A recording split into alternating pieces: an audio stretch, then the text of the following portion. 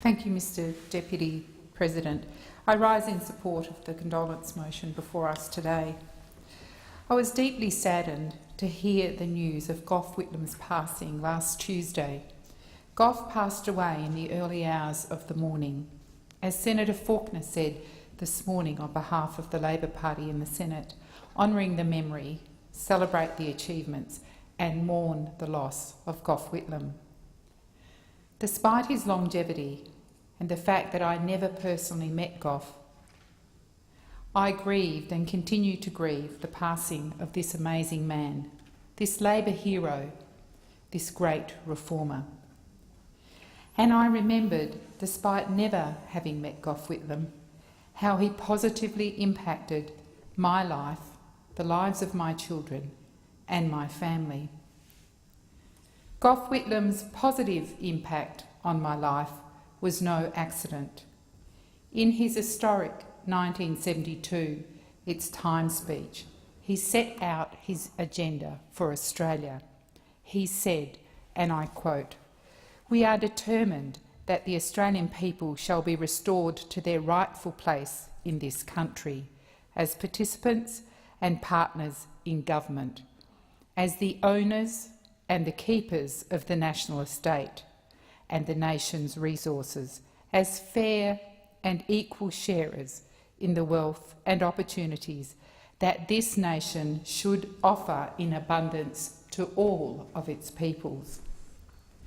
Gough Whitlam said, "Our program has three great aims: to promote equality, to involve the people of Australia in the decision-making processes of our land, and to liberate the talents and uplift the horizons of the Australian people." And he said our choice was between the past and the future.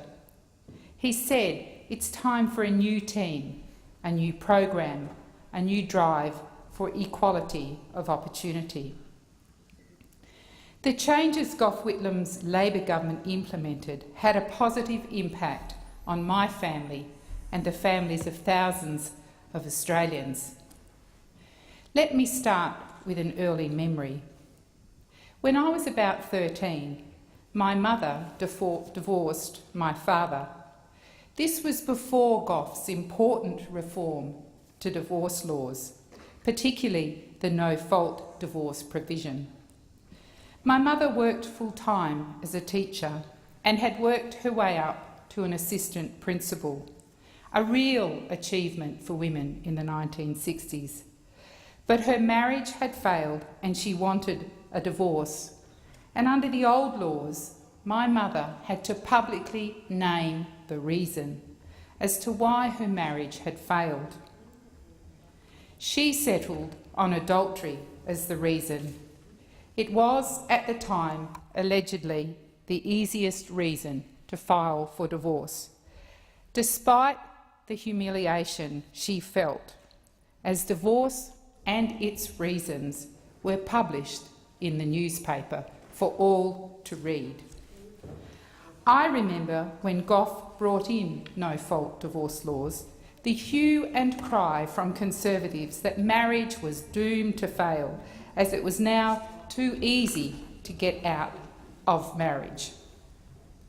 I remember my mother and how ending her marriage was not an easy decision, made more difficult by the public naming of that reason. My next memory is of my brother, a university student, deeply opposed to the Vietnam War and of the use of conscription to fill the ranks of those going to war. Bill, my brother, his number came up. His number came up as part of the conscription lottery. He was required to report for duty, but instead of reporting for duty, he became a draft resister. My brother participated, organised and led moratorium marches and continued protesting all the while whilst being pursued by the Commonwealth Police. They knocked on our door and they harassed my grandmother looking for my brother, looking to arrest him.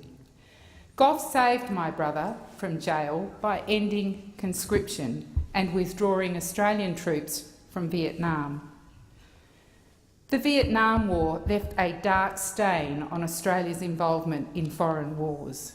It's taken us as a nation decades to come to terms with our involvements.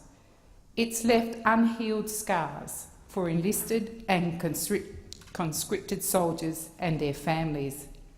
Gough Whitlam set us on the right path when he ended conscription and withdrew our troops. Gough established Medibank, the forerunner to Medicare. And while the Parliament bitterly fought over universal health care, my family continued to struggle with high healthcare costs. Thankfully, Gough's determination won, but was short-lived.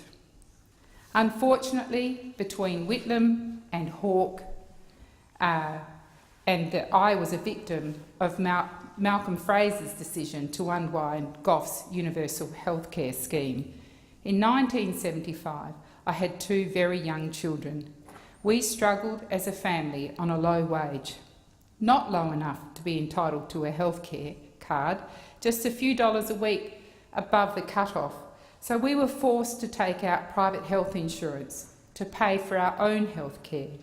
Now, not only was this a big cost burden on our meagre earnings, it meant we took out the cheapest coverage, which of course ensured that our out-of-pocket expenses were greater.